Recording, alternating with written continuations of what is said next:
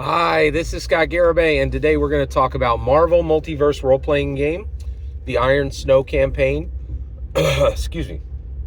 And at this point, Green Goblin is in the middle of the pink-blue X-Men war. Jubilee is fighting for leadership of the X-Men. Cyclops is now dead, and Captain America has been stabbed through the heart by X-23, but his life has been saved by Green Goblin, who transported him to medical care and then came back using slowed time from Nico Minoru, Sister Grimm, okay? Who actually, okay. All right. Then, and she did that using the time stone that she got in the Sanctum Sanctorum, okay?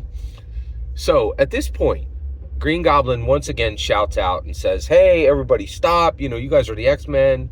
You shouldn't be fighting like this. This is terrible. This has got to stop, right? He gets a roll. He gets a roll to stop the war, right? And it's a very high roll. He failed to make it, right? But he had this chance. And I think this is really... The other thing is, in Marvel, you can roll a 616, which is it's like a super critical, right?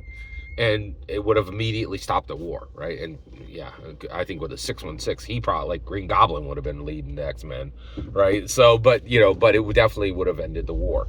So at this point, this is really interesting. The gold player said he's so frustrated at this point that the Green Goblin, anti-personality takes over. And so at this point, I gain control of Green Goblin, right? The player character, because he put this, he's playing Norman Osborn, Green Goblin, the way the way Green Goblin is. And he's, I don't think the word is schizophrenic, but it's something similar to schizophrenia, where he has two personalities, right? So now the reality is this Green Goblin, this is literally green demons from hell controlling him, because of this hell root that was mixed into the substance that he inhaled during the explosion. That was his origin genesis, right? His origin story, the genesis of his powers, right? So very fascinating. And at this point, I gain control of the character. First thing the character does is he starts to use his power differently than the gold player, right? So one of the things I do is I just have him, Green Goblin flies down from the Capitol building, and literally on his way, actually grabs a stop sign, right? Just pulls it right out of the ground and flies to Cable and spears Cable right through the heart with this stop sign, right? And slams it into the ground. Now, what's really interesting is when Green Goblin takes over, he does it on his actions. He actually doesn't roll. What's really fascinating is he gets a 666, right? Because it's hell root, right? So he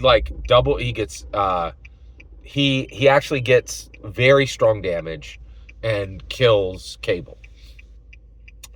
By the way, when I took over Green Goblin, I had the player roll a 1d4, and he rolled three rounds that I would get complete control of the character. And then he would get the character back at the end of he would get a roll to gain control of the character back at the end of those 3 rounds, right? So the next thing he does is on his second turn, he just goes around and swings around and grabs another ad hoc weapon, which is the top of a car, the top of a car door, right? And then he does exactly the same maneuver, flies around, uses the momentum of and I also should say, he's targeting characters that were already wounded in the war, so he's able to get these kills very quickly. And so he rips off the top of a car door, and then he impales Iceman with that on his third round. So in 3 rounds, Green Goblin, controlled by the green demons in hell, because the hell root, reached all the way down to hell in this green area, And that's one of the reasons why his entire body was made of dark wood. Well, he had all this extra strength and resilience and sturdy and mighty and all these, So, but basically, in 3 rounds, he kills Cable and he kills Iceman, right? Then he gains control back, okay? But the battle continues. Psylocke dies. And it was Iceman and Cable. Archangel dies. Actually, not Archangel, Angel, because they hadn't been converted yet. In the battle. And I think there was Rogue survived. So it was, and then also Havoc died as well, right? So actually, Cyclops died. Cyclops' son, Cable, died. Cyclops' brother, Havoc, died. And then also Iceman died. And Psylocke died. And so the initial war, even just the first battle in the X-Men War, is absolutely brutal, right? So Green Goblin comes out of this, right? And I said, hey, where do you want to go? So first of all, he decides to go back to so he goes back to Philadelphia. And actually, I'm sorry, I gave an update. So he goes back, he collects himself. By the way, he has a healing factor, so he heals very, very quickly. So he did take some wounds in the battle, and the one person who gave Green Goblin actually hit him pretty hard was Colossus, and actually wounded Green Goblin, hit him for about a quarter of his total HP. But they break, and then Green Goblin returns to New York, right? And at this point, he's very upset, right? Because this war between the X-Men seems unstoppable. And then and his team circles up. Now this gets interesting. So it's Nico Minoru and Punisher are loyal to him, and they circle up with him in New York City, and he just heals and gets ready, and he decides that he wants to focus on New York City, right? And specifically, he wants to aid Spider-Man in defeating Dr. Octavius, the Bactopuses, and the Mole Men in Queens, and take Queens back. Because at this point, about 6 city blocks have been taken of Queens. Queens has not been taken overall, but Dr. Octavius is on the loose, Mole Men are on the loose, and the Bactopuses are on the loose as well, and have taken 6 city blocks of Queens, right?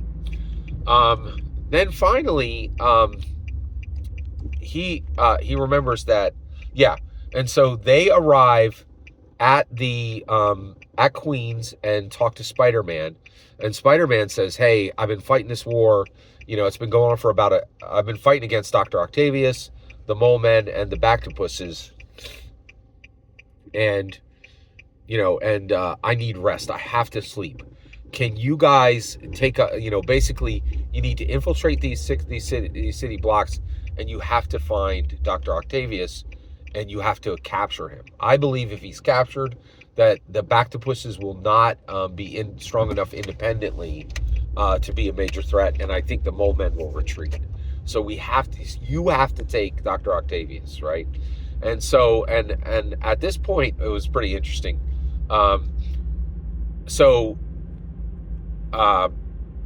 Nico Minoru, and actually, Green Goblin says, Nico, I need you to help Spider-Man. Can you refresh him? We can't lose him for this fight. Can you just give him a night of sleep using your magic? And she's like, I absolutely can do that.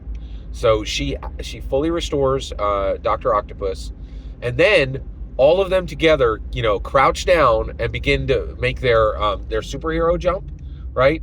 And all of a sudden, a portal opens from the Shiar Empire, and what's expected is Doctor Strange to return with Wong and with Professor Xavier, but only Professor Xavier and Wong return. And they could see through, and they could see the feathered creatures of the Shiar, the feathered humans of the Shiar Empire, but they can't see Doctor Strange. And Wong comes through with Professor Xavier, and it interrupts their attack to go get Dr. Octopus.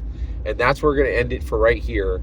And thank you for letting me share this with you. Every single word you just heard is my humble opinion on the Marvel Multiverse role-playing game Iron Snow Season 1. And the important part is when I could hear your humble opinion. When you get in the comments and send your traffic. Please consider liking, subscribing, and have a fetch millennium.